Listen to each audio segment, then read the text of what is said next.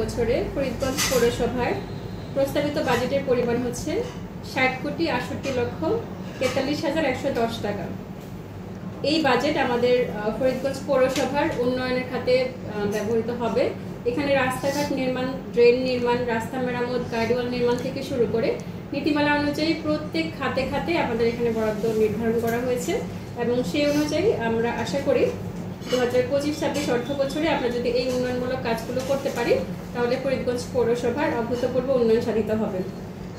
সেই লক্ষ্যে পৌরবাসীর জন্য আমরা এই সুখবর দিতে চাই যে ফরিদগঞ্জ পৌরসভার 2025-26 অর্থ বছরের উন্নয়নের যে বাজেটগুলো নেওয়া হয়েছে সেই বাজেটগুলো যথাসময়ে এবং যথাযথ খাতে ব্যবহার করা হবে এবং পৌরবাসীর জন্য ভালো উন্নয়নের পরিকল্পনা আমরা নিয়েছি।